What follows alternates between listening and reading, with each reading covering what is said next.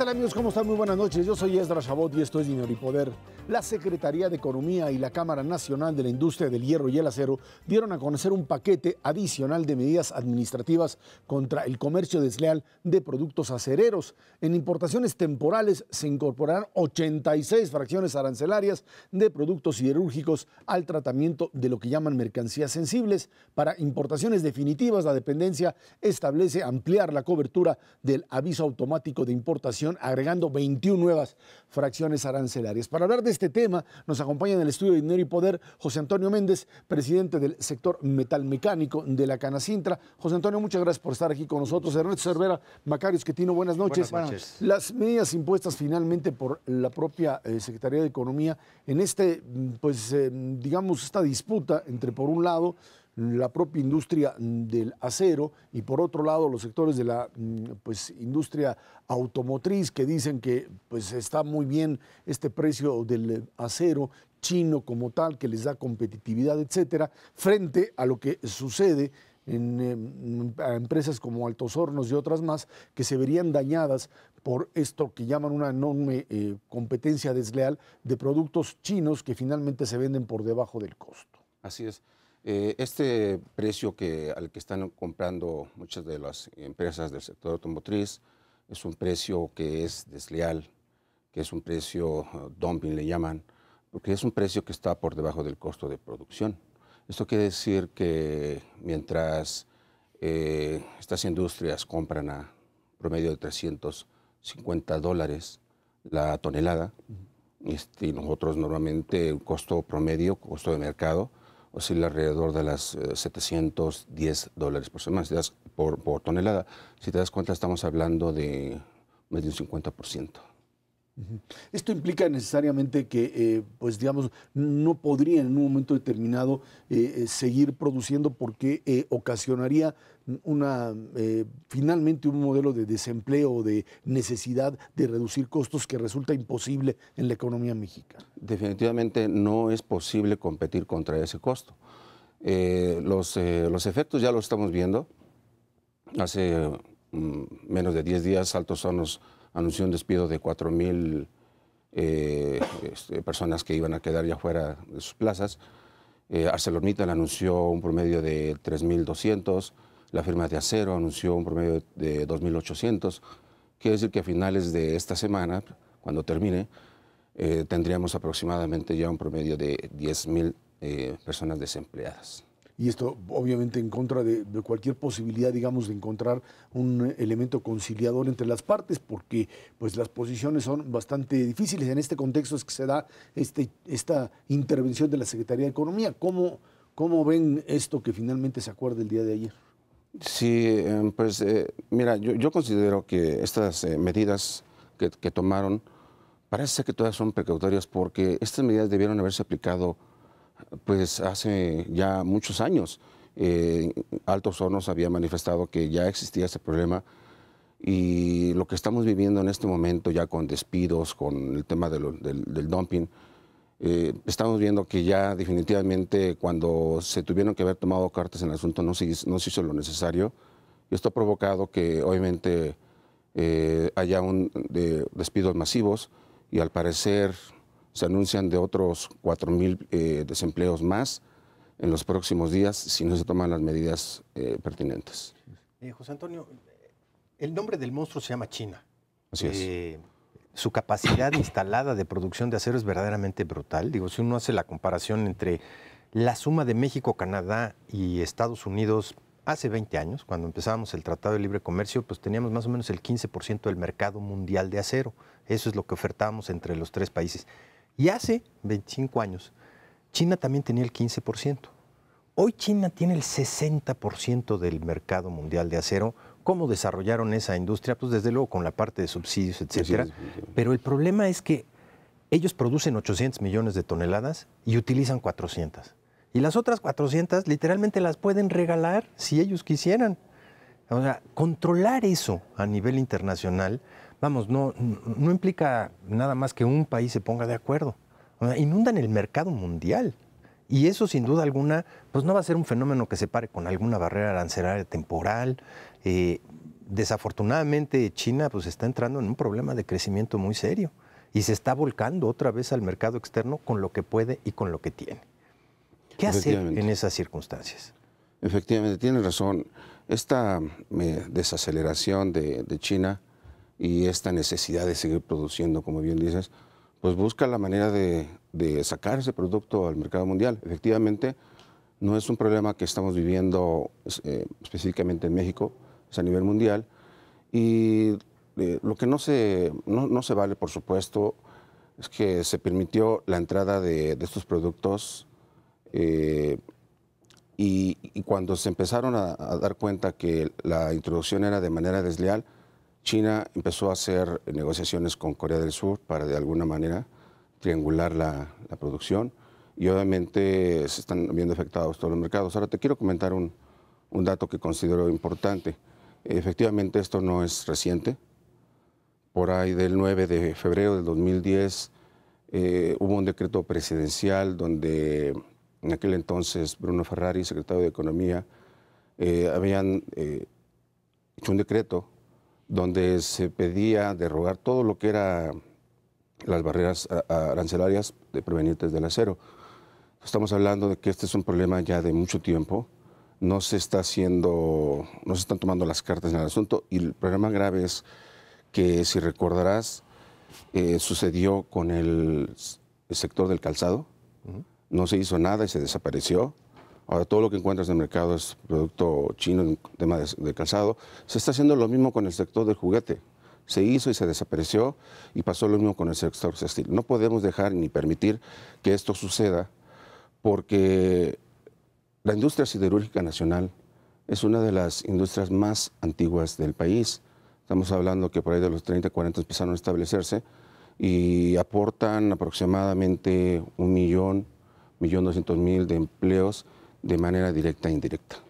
Hay un problema siempre en materia de comercio y es que no debe uno dejar entrar mercancías que vienen a un precio muy bajo, pero tampoco debe uno bloquear el comercio arbitrariamente porque entonces se generan ineficiencias internas y ese es, creo yo, aquí el problema importante, aunque China está produciendo una cantidad muy grande de acero, no lo va a poder ocupar y lo va a empezar a mandar a otras partes. Si nosotros en México bloqueamos ese acero, pero otros países no lo hacen, entonces todas las empresas que utilizan acero van a preferir moverse a otro país. ¿Sí me explico? Esta es la parte complicada del asunto. Y ahí es donde me empieza a entrar la angustia, un poco como lo comentaba Ernesto ahorita. Usted dice, China está triangulando o está enviando a través de Corea del Sur. Y está la India también, que es un gran consumidor de acero. Y que si ellos no cierran la entrada del acero chino, pues van a empezar a producir autos más baratos que nosotros y son pues el competidor más cercano que tiene México en producción automotriz. Entonces, ¿cómo se equilibran estas dos cosas? ¿Cómo hacerle para efectivamente no quedar en manos de la competencia desleal, pero tampoco favorecer ineficiencias internas? ¿Cómo equilibrar ambas cosas? Sí, como primer punto te comento que en Canacintra no estamos a favor de prácticas proteccionistas. Nosotros siempre hemos estado a favor de la competencia, pero la competencia en piso parejo. Para empezar, te quiero responder el tema del consumo de acero. Efectivamente, la mayor cantidad de acero proviene de China, después le sigue Rusia y le sigue la India.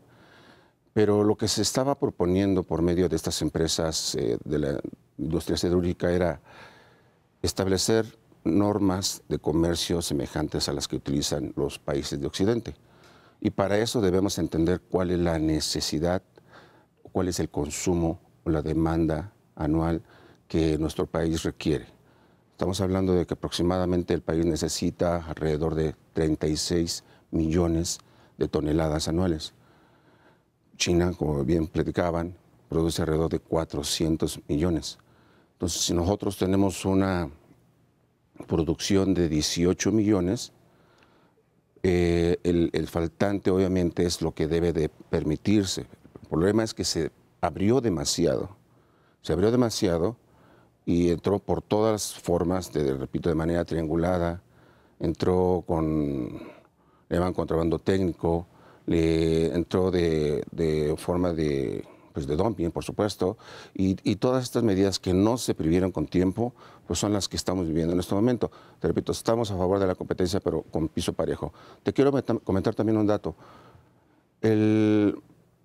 Nosotros que hemos tenido oportunidad de visitar algunas empresas en la parte sur de China, nos dimos cuenta que las condiciones en que trabajan las empresas chinas no tienen nada que ver con las empresas de Occidente. Nosotros aquí, tú sabes que de manera pues, local, municipal, estatal, federal, tenemos que cubrir una serie de requisitos, como por ejemplo normas ambientales, algunos requisitos que debes cumplir con Secretaría de Trabajo, y son mecanismos que no existen y que no están aplicados de manera correcta en China. Prácticamente esto no existe en China, aunado al tema del salario y de la mala calidad. En México tenemos muy buena calidad de mano de obra, prueba de ello está en el sector automotriz, como bien se comentaba, pero sí nos ponen en una desbalanza. Primero el término del costo, que prácticamente lo están exportando los chinos a precio de chatarra. O sea, imagínate nada más, lo compran a precio de chatarra y lo vuelven a regresar. En este sentido, ¿qué es lo que tendría que hacer el gobierno federal? Las medidas que se tomaron, dices, no son suficientes, están pues fuera de tiempo. ¿Qué es lo que se tiene que hacer para de alguna manera equilibrar esto y evitar un poco también lo que decía Macario? Bueno, pues que finalmente en otros lugares, o sea, ir quizá a Organización Mundial de Comercio y generar algún tipo de presión, porque pues esto puede generar a nivel internacional todo un desequilibrio como tal. Efectivamente. Como bien comentaba el secretario de Economía, todo esto está regulado por la OMSG. Sin embargo, sí celebramos que efectivamente ya se hizo una mesa de negociación, pero vamos a comparar un poquito con el tema de lo que hace Estados Unidos para hacer una investigación. A ellos les toma aproximadamente 20 días naturales, a nosotros nos toma aproximadamente 60 días hábiles. Esto llega a pasar hasta 4 a 5 meses nada más para dar la resolución. Entonces, nosotros lo que proponemos es que esto va a tardar mucho mientras se hacen las investigaciones. Lo que nosotros proponemos es que se impongan cuotas compensatorias temporales de al menos 30-35%. Por alguna razón nos fijamos nada más en el sector automotriz y es básicamente porque es realmente importante para muchas regiones y donde estamos teniendo una penetración, pero el acero se utiliza para muchísimas otras cosas. Lo que viene en materia de reforma energética y las inversiones que se van a dar ahí, pues van a inundar de tubería de acero el Golfo de México, sin duda alguna todo lo que se tiene que invertir en infraestructura, puentes, carreteras, etcétera, requieren también una cantidad muy importante de acero. Ahí no hemos escuchado grandes aspavientos. ¿Hay alguna razón en específica? ¿Somos buenos para producir un tipo de acero? Por ejemplo, tuberías. ¿No somos buenos para producir el planchón, la lámina rolada en caliente, la lámina rolada en frío?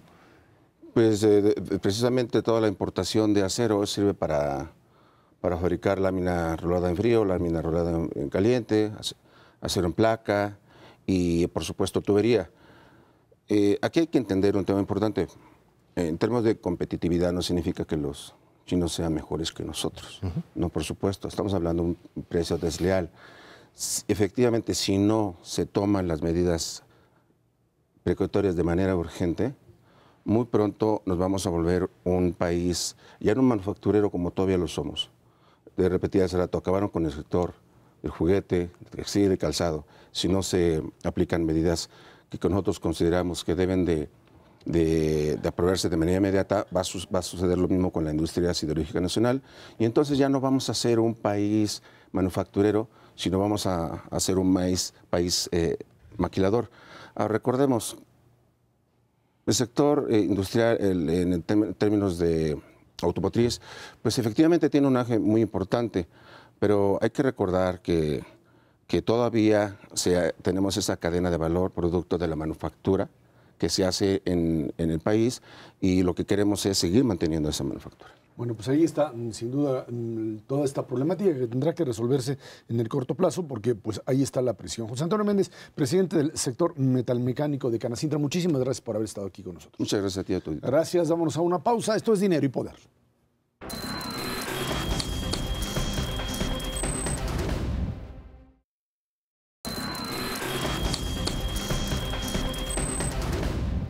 La Secretaría de Hacienda reconoció que en México tenemos una asignatura pendiente en el incremento de la productividad del país desde hace 30 años, así lo dijo el secretario de Hacienda. De 1983 a 2013, México tuvo un crecimiento de 2.4% del PIB, debajo de los países, por supuesto, de la OCDE. Ahora ya está arriba de ellos, pero es otro problema. El secretario Videgaray confió en que el aumento y la distribución de la productividad, así como la instrumentación de una política industrial, contribuirán a reactivar el crecimiento económico. Bueno, eso es lo que dice Videgaray. A ver, un país que, como México, yo recuerdo muy bien esto que dice Macario cuando dice productividad es hacer mejor las cosas que los otros, ¿no? Algo que en México parece que no solo se quedó atorado, sino que ha venido cayendo. Uno se pregunta otra vez, entendemos que esto es un problema de regiones del país, hay unas que tienen altísimos niveles de productividad, pero cuando llegas a los promedios nacionales estaríamos siendo muy poco competitivos, independientemente del tema que tratamos anteriormente con el acero, en donde también estaríamos hablando de este tipo de problemas. Sí, hay diferencias de productividad muy grandes a nivel geográfico, como decías, por regiones del país, por tipo de sector económico, hay unos donde somos muy productivos y otros no, y hay también grandes diferencias en términos de la forma como las personas se incorporan al mercado laboral. Entre los que trabajan en la economía informal, la productividad es bajísima y ellos representan casi 60% de todos los trabajadores de México. El 40% que está en el mercado formal es bastante productivo y no solo es productivo, crece su productividad a un ritmo parecido al que tiene Corea del Sur. Entonces, nuestro problema aquí es, tenemos un segmentote que está en el mercado informal y ese es el que no nos permite tener un crecimiento común en todos los sectores. Ahora bien, la productividad es un asunto muy complicado de medir. Yo creo que las mediciones que hacemos no están bien. Normalmente lo que se mide es cuánto se produce entre cuántas personas trabajaron y esa es la productividad. Se le ponen ahí algunos ajustes matemáticos para medirlo de alguna manera, pero eso es la productividad. Eso no funciona. Si vemos, por ejemplo, Grecia sería un buen ejemplo. En el año 2000 ellos producían $9 por hora de trabajo, en el 2008 producían 15. O sea, ¿cómo crecieron 50-25% de productividad en 8 años? Pues no es cierto, es por el endeudamiento que hacía parecer que el PIB era más grande. Ahora que ya están pagando, pues ya están en 12. Entonces, esas medidas no son muy buenas y creo que esta comparación de que en los últimos 30 años nuestra productividad está estancada viene de ese mal cálculo. En realidad estamos estancados en productividad desde 1965, no desde 1983, lo cual significa que es un problema bastante más serio del que se cree y en consecuencia me parece que no es un asunto de alguna política industrial o algún otro detallito, es un problema más de fondo. Ahora, por alguna extraña razón, cuando mencionamos la palabra productividad, nada más nos referimos al trabajo. Y hay una productividad muy importante derivada de la inversión, del capital. Y ahí es en donde México verdaderamente cojea con cualquier comparación con países de la OCDE, de América Latina, de economías emergentes. ¿Qué es la parte fundamental? El capital te hace ser más productivo en la parte laboral. Nos ponían un ejemplo cuando estudiamos economía hace una buena cantidad de años, en donde decían, tú tienes un par de trabajadores que vienen trabajando con una máquina de hace 30 años. Les cambias esa máquina por una moderna y al día siguiente su productividad se duplica. Nada más por el hecho de haberles cambiado la máquina. México es un país que invierte muy poco en comparación con China, con Brasil. Invertimos más o menos el 17-18% del Producto Interno Bruto. Si a eso le quitamos depreciación, pues estamos invirtiendo 13-14% del Producto Interno Bruto. Comparado con Brasil, comparado con China, comparado con prácticamente con cualquier país emergente del mundo, necesitaríamos estar en niveles del 25 al 30% del PIB de inversión. ¿Por qué no invertimos? Bueno, desafortunadamente en México no estaban dadas las condiciones para que se desarrollara una inversión muy importante bajo los esquemas de competitividad actuales. Ya tuvimos una buena ronda de reformas estructurales, vamos a ver si esto efectivamente tiene una incidencia sobre una mayor productividad que no se va a dar por arte de magia. Sí es importante capacitar mejor a nuestra mano de obra, no hay ninguna duda, pero también es muy importante estar en la frontera de la inversión, de traer la mejor maquinaria y equipo de este país, que desde hace mucho tiempo no se ve. Yo creo que además de esto que menciona Ernesto adecuadamente, esta productividad que genera el capital, hay otra cosa que es importantísima, que creo que está detrás de las dos temas, laboral y capital, que son las reglas. Esas son las que te ayudan a funcionar bien o no. Un ejemplo que yo he comentado aquí varias veces es un albañil mexicano analfabeta de San Luis Potosí, cuando se va a Houston a trabajar, se vuelve 3 veces más productivo sin hablar inglés y sin aprender a leer. Es simplemente las reglas con las que se trabaja te hacen mucho más eficiente. ¿Por qué? Pues porque allá en la construcción no están poniendo una ventana del tamaño que a uno se le ocurre. Ya están hechas las medidas, tú llegas y vas trabajando muchísimo más rápido. Lo mismo quieres poner una empresa allá en Estados Unidos o en algún país civilizado, pues en unos cuantos días está listo y puedes empezar a trabajar. Aquí es una pachanga espantosa y varía mucho entre estados de la República. En algunos lo puede hacer en 15 días y otros puede esperar 6 meses y no puedes construir una organización para funcionar. Entonces, yo creo que las reglas son mucho más importantes que cualquier cosa. Esas mismas reglas son, como decía Ernesto, las que han impedido una mayor inversión y por eso decimos las reformas pueden ser útiles porque son un cambio de reglas. Un factor adicional. La producción es como una caja negra en donde tú metes trabajo, metes capital y a final de cuentas bajo un proceso productivo sale un bien final. Bueno, hay otro elemento adicional que se llama tecnología. Y ese también en México ha estado apagado durante muchísimo tiempo. Nuestro desarrollo tecnológico nacional es verdaderamente inexistente. Apenas estamos teniendo algún tipo de inversión en investigación y desarrollo y es un elemento esencial que acompaña efectivamente estos procesos productivos en donde mezclamos precisamente eso, capital y trabajo. Y nos hace tener una idea mucho más importante de competitividad, de productividad, de todos los factores, no nada más del mercado laboral, hacia adelante. Sin tecnología desarrollada, sin investigación y sin desarrollo, pues vamos a tener todavía estos márgenes de productividad relativamente bajos. Ahora, los últimos datos que aparecen en la economía nacional, no ligados a productividad, pero sí a crecimiento de empleo, el día de hoy aparece inflación baja. Esto en algún momento podría servir bajo las nuevas reglas, tú hablabas de las reglas de trabajo, las nuevas reglas de contratación, por otro lado, el control de los precios de manera, digamos, real, como tal. Alguien diría, ¿cómo es posible que en este país, teniendo una devaluación de que del 8%? No, acumulada desde que empezó la debacle petrolera, 16%. La mitad en este año y la mitad en este año, la mitad en el pasado, no tienes impacto inflacionario y por el contrario llegas hoy a una cifra de inflación que histórica, nunca 2.87. ¿Cómo le haces? Desde que medimos no había pasado eso. Las razones son otra vez las reformas. Estás teniendo una reducción en el precio de energía eléctrica y de telecomunicaciones tan grande que se está llevando buena parte de cualquier otro movimiento e incluso baja la inflación. En empleo estamos creciendo la misma miseria de siempre, 2 y cachito, pero ahora generamos 1 millón de empleos al año. ¿Por qué? Pues porque la reforma laboral está funcionando en parte y en parte las otras reformas están presionando para que la gente se ordene. La reforma fiscal, la actividad del seguro social persiguiendo personas para que se formalicen y esto es importantísimo. Si formalizamos a las personas, como decía yo hace ratito, su productividad se incrementa.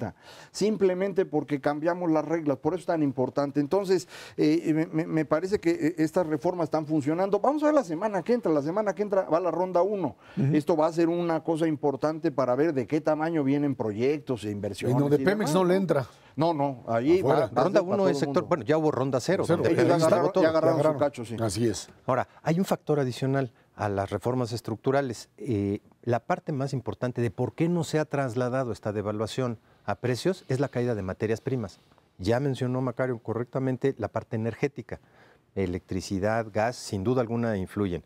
Pero la caída de materias primas en su conjunto a nivel internacional ha sido de 36%. Pues y por eso estaba quejando hace ratito que le pongan el acero entre ellos, cobre, pero el maíz, petróleo, el sorgo, la pasta de soya, todos los países que producen bienes que se llaman commodities o materias primas, han tenido el peor de los últimos 12 meses. Les ha ido realmente en feria porque el precio al que ellos exportan, México en el caso del petróleo, pues ha caído dramáticamente. 36% te bajan, pues ahora sí que lo que le metes en términos de insumos y por el otro lado tienes una devaluación del 16%.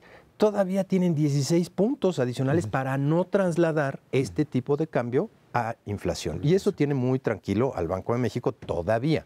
Vamos a esperar a septiembre a ver qué tal vienen las presiones inflacionarias. Este fenómeno de los bienes primarios o commodities o esto, es importante verlo en el largo plazo. En el largo plazo siempre caen los precios.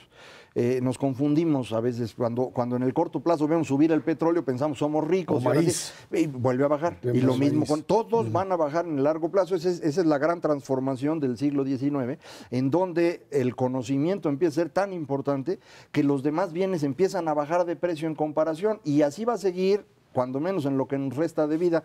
Entonces hay que pensarlo en términos de cómo efectivamente metemos más conocimiento en la producción en México, porque eso es lo que nos va a dar productividad. Ahí es en donde hay que concentrarse, y ese no es un asunto sencillo, porque no es nada más que uno diga, ahora vamos a meternos a investigación, o le voy a meter más dinero. Eso es muy complicado. pasa, ¿no? Hoy veía yo un dato, no pude ver con detalle la información, pero hoy salía un estudio sobre las sociedades creativas en el mundo. México está en el lugar 70 y cachito. Los primeros lugares en América Latina están en los lugares 30, que son Uruguay, Argentina, Brasil, Chile. A mí me sorprende que Uruguay esté en el lugar 20 y tantos y nosotros en el 70. Uruguay no tiene fama de ser muy creativo. Bueno, pues están ahí y nosotros estamos hasta allá abajo. Entonces, eso sí requiere una transformación de nuestra forma de pensar, que yo creo que es lo más importante. Y una vinculación mucho más estrecha entre el sector productivo y las universidades y los centros de conocimiento. De nada te vale tener centros de investigación que están aislados de lo que está pasando en el mundo real, y el mundo real, el de las empresas, no va a prosperar a la velocidad que requiere si no tiene una conexión específica con estos centros de investigación, con estas universidades.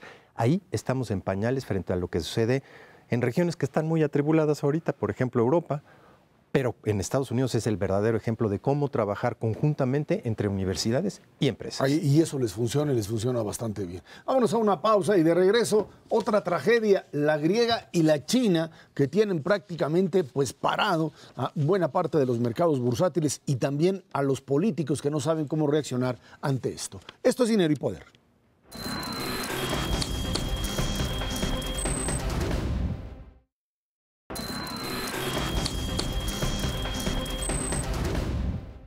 Grecia presentó ayer al Mecanismo Europeo de Estabilidad una petición para un tercer rescate.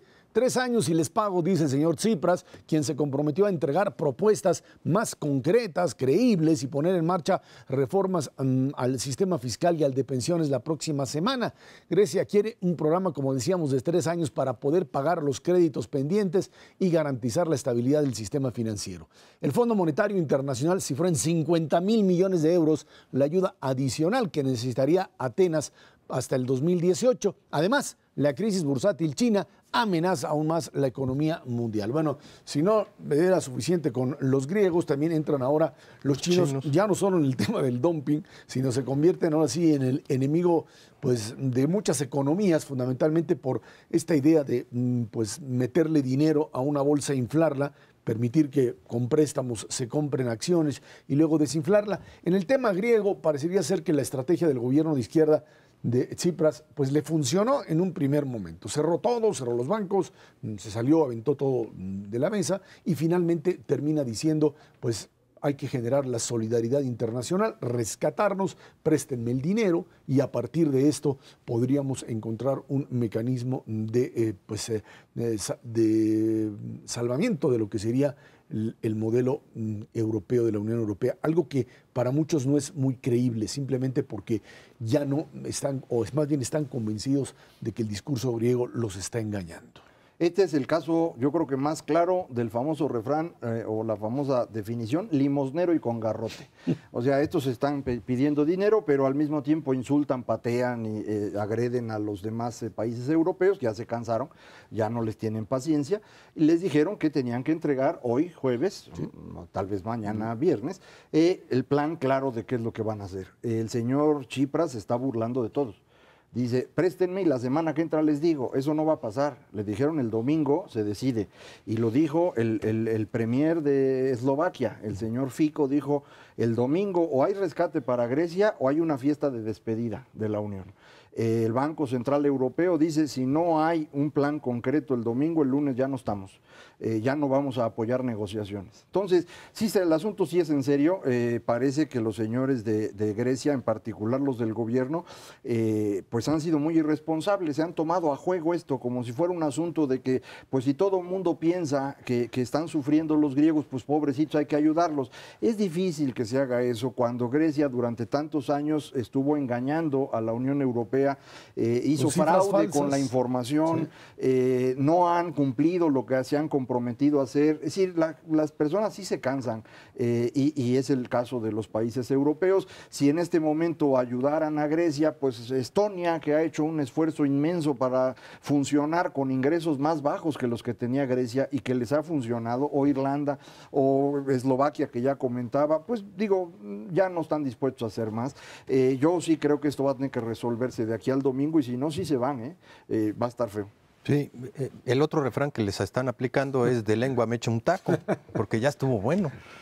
Sin duda alguna los europeos están cansados, esta parte reputacional está en el suelo.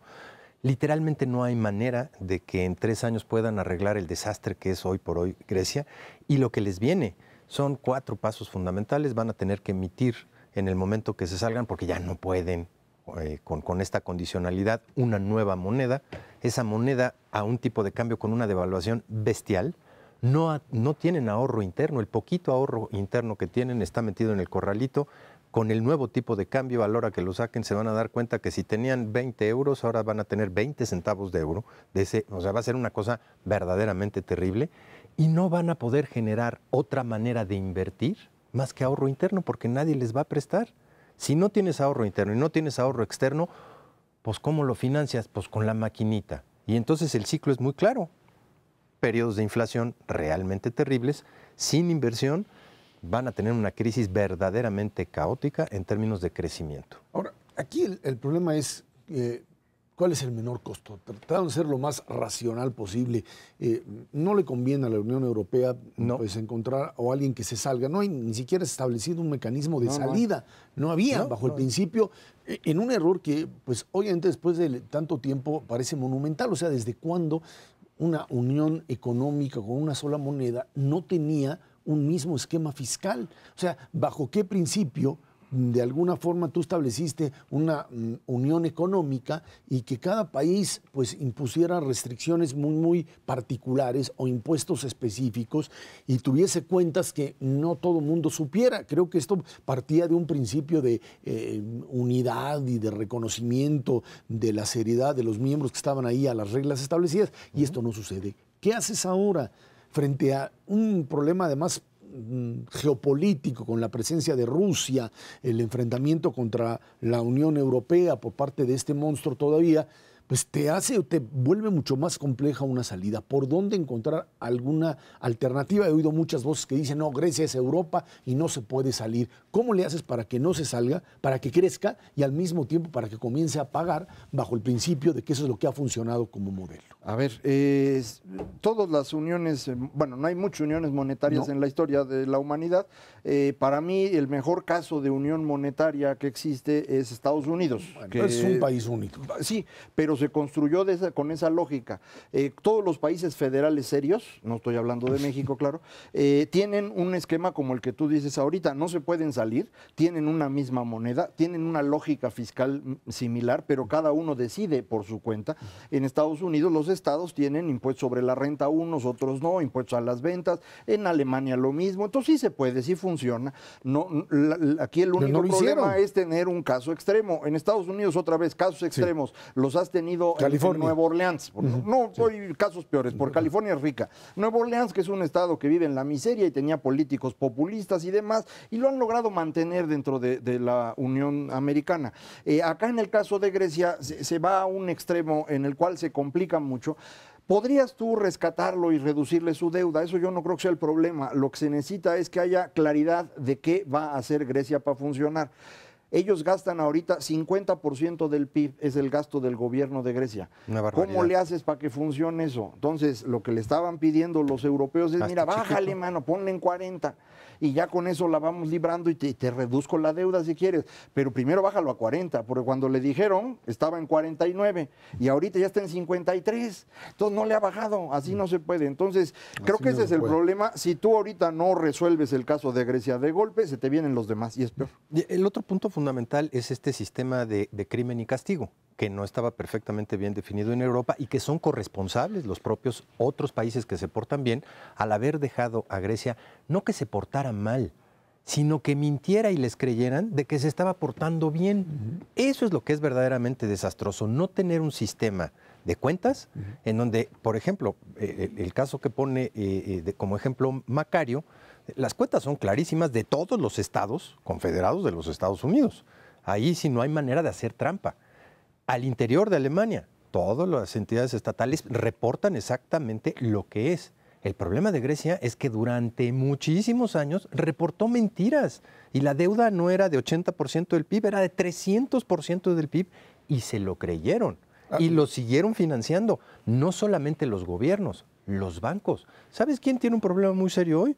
Todos aquellos bancos privados europeos que tienen deuda griega, porque la tienen que bajar de libros y tienen que asumir una pérdida en donde no uno, varios bancos europeos pueden quebrar, precisamente por eso. Podemos acordar de Coahuila aquí, ¿no? Más o menos es un esquema similar. Claros. Así es, tan sencillo. Y aparte de esto, pues de repente aparecen los chinos. Otra vez, hoy sí la traemos con los chinos. Pero es que el problema ahora, lo que se produce es una debacle de otra vez estas inversiones o el mismo tema que tenemos con Europa lo tenemos en China. Nadie sabe bien a bien qué es lo que hay adentro de esa bolsa de deuda y de esos créditos y de esos mecanismos que los han permitido y que la verdad es que uno pensaba ya le pararon. No, volvieron a permitir el hecho de que puedas pedir un préstamo y te dan el préstamo para comprar acciones cuyo mecanismo de especulación es tan alto que te da enormes rendimientos y después, por supuesto, alguien le pica, viene algún tipo de crisis y otra vez la pirámide te estalla en la mano. El caso más cercano que tenemos aquí en México fue en 87. Los amigos del auditorio se acordarán que en los 80, cuando se hizo la nacionalización de la banca, algunos financieros se fueron a las bolsas, se abrió la posibilidad de que las personas se invirtieran en la bolsa, se hizo una burbujota y un montón de personas de clase media empezaron a meterle dinero a la bolsa porque se ganaba mucho y vendieron su casa o contrataron créditos, metieron el dinero y lo perdieron todo. ¿Por qué? Pues porque así funciona esto. Uno por eso no se debe meter a la bolsa a menos que sepa del tema y que tenga un estómago resistente. Y si no, pues pongan su negocio. Entonces, en China la bolsa empieza a crecer de manera brutal en junio del año pasado. Empieza para arriba y ahora el 15 de junio de este año se viene para abajo. Le picaron a la bolsa y viene para abajo. A mí lo que me angustia de esto es el paralelismo con los casos de Japón y Corea. Japón, Corea y China han crecido de la misma forma, un sistema con mucha inversión y poco consumo. Esto funciona bien un tiempo, pero la gente luego le da por comer y hay que soltar el consumo para que la gente pueda empezar a gastar. Cuando haces eso, se viene abajo el crecimiento. Eso le pasó a Japón en 89, le pasó a Corea en 98 y en ambos casos ocurrió precedido por una gran burbuja especulativa que se desinfla y en ese momento se acaba el crecimiento. Me da la impresión que en China estamos viviendo lo mismo. Este crecimiento de la burbuja está asociado con un endeudamiento muy grande. La deuda de China hoy es de 3 veces su Producto Interno Bruto, 300% del PIB, solamente más baja que la japonesa hoy. Entonces ya estamos hablando de un problema mayúsculo porque China pues es no del tamaño de Estados Unidos, medido en poder de compra, sí, pero en normal son 10 millones de dólares, eso vale China, el 300% es deuda, su bolsa de valores vale 2/3 partes de la economía china y se está yendo al demonio. O sea, sí es una cantidad importante de recursos de lo que estamos hablando. Grecia no es nada comparado con el tamaño de China y creo que va a estar interesante. No, y el impacto que pueden tener es brutal. Ahora, ¿quién hizo estos préstamos para que pudieran comprar? Hay 3 bancos en China, el de vivienda, el agrícola y el del pequeño comercio. Los 3 bancos tienen cartera vencida, el bajito, 40%. Añádele esto los 3 bancos más importantes de China están quebrados literalmente. Nada más para añadir, y todos son del gobierno, ¿eh? Todos son del gobierno, claro. Es otra vez esta combinación, este capitalismo de Estado que finalmente te lleva a lineamientos muy claros desde arriba, no reglas de mercado, competencia. No, los bancos son del Estado, le prestan a empresas que son del Estado, que construyen para los gobiernos locales, que también son el Estado, todo da vuelta ahí, y ahora ninguno le puede pagar al otro, y el Estado está en quiebra, y todo el mundo dice, no, pero China tiene un montón de dólares. No le alcanzan. No, o sea, estamos hablando de cosas muy grandes. Estamos hablando de 1.300 millones de chinos, de los cuales 200 millones, que son un chorro, tienen poder adquisitivo. Y los demás nada. Y los demás Lo demás son los que andan en las fábricas en el sur de China. No, esos son los 200 millones. Los otros, esos son los que viven bien. Esos son los que viven bien. No, los otros viven en la parte agrícola. El ingreso promedio de China es como el de México, para que tengan una idea. Entonces, así estamos. Bueno, vámonos a una pausa y de regreso platicamos con usted. Miguel Ángel Mancera cambia su gabinete, el golpe de timón del jefe de gobierno capitalino. Esto es Dinero y Poder.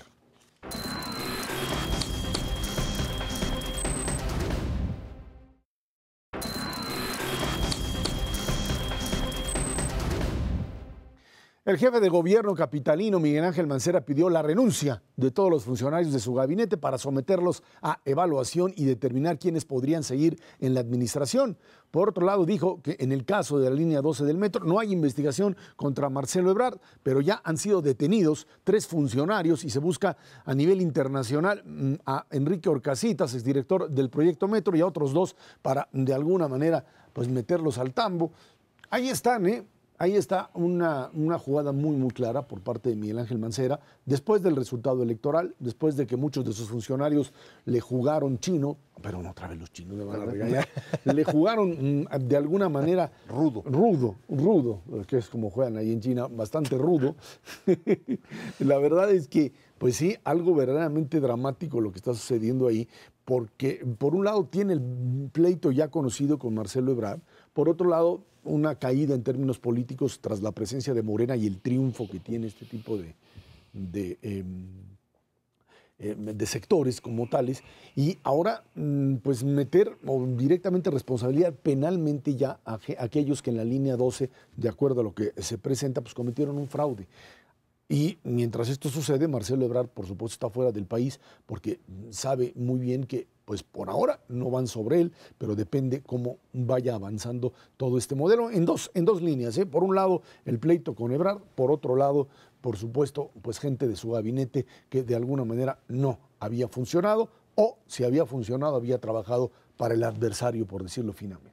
Sí, yo entiendo que la renuncia del gabinete entero es para limpiar y quitarse de encima a los ebrardistas de un lado, a los morenistas del otro, y a ver si encuentra con quién se va a quedar, porque pues no le va a quedar mucho. El mismo Mancera no tenía un equipo político, él no había hecho política hasta antes de llegar al gobierno del Distrito Federal como procurador, 3 años, entonces pues su gente cercana es poca. A ver cuántos logra acomodar. Tiene que hacerlo pronto porque el día 15 de julio que puso como fecha límite, pues es también la ronda 1, ¿no? Y entonces le echarían a perder el anuncio. Yo creo que le conviene hacerlo este mismo fin de semana, decir, bueno, estos van a ser con los que yo voy a jugar. El tema de línea 12, pues sí es muy importante aclarar porque fueron, creo que 45,000 millones de pesos lo que se invirtió ahí, no está sirviendo. 400,000 personas que usaban esta línea y ya no la pueden usar. Entonces hay un daño.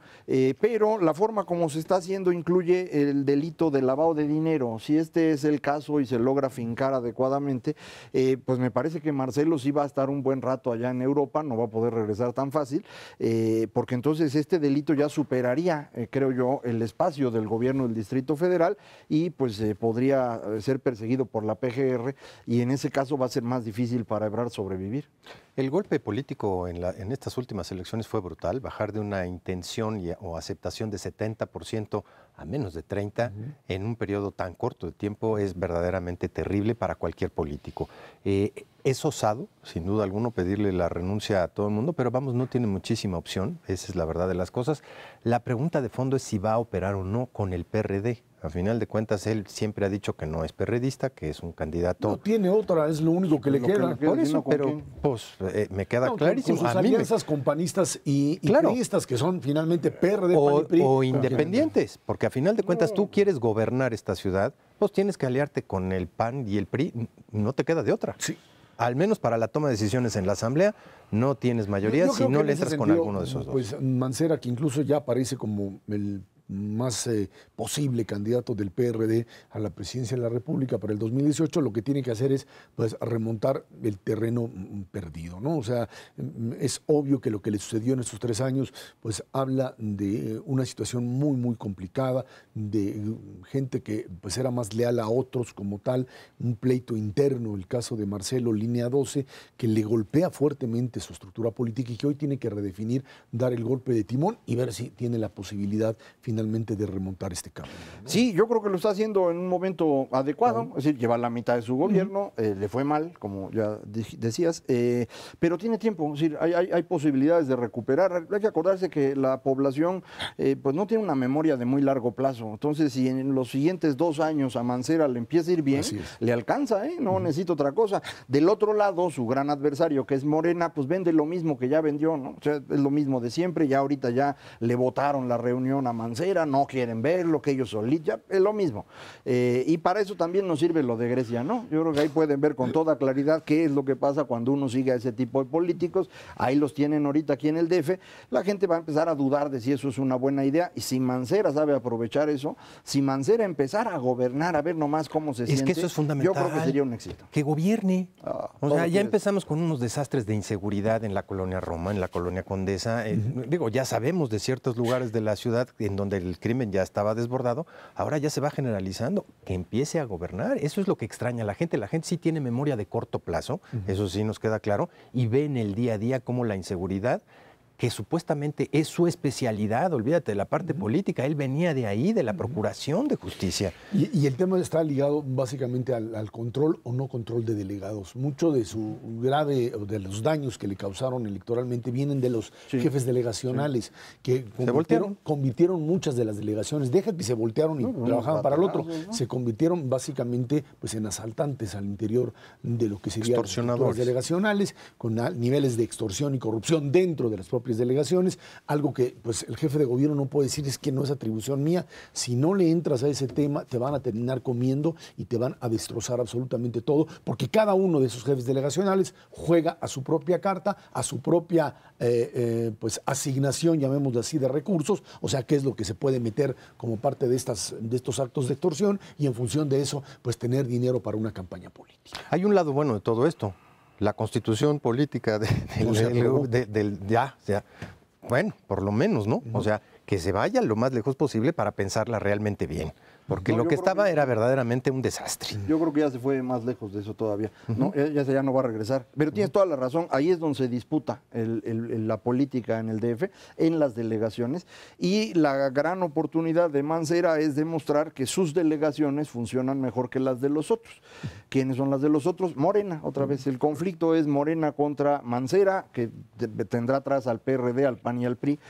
Después, a lo mejor, ya cerca de 2018, PAN y PRI empiezan a tomar otra dinámica, pero ahorita les conviene ir todos juntos contra los otros, empezar a tener un gobierno delegacional que funcione, y eso va a empezar a cambiar las cosas, porque le metería mucha presión a Morena para efectivamente también gobernar bien, y ahí está la ganancia para nosotros. Es decir, la ganancia de la democracia es esa, la competencia. Si durante 18 años los mismos van a gobernar todas las delegaciones, como fue el PRD aquí, pues tarde o temprano se convierten en lo que se convirtieron, saqueadores.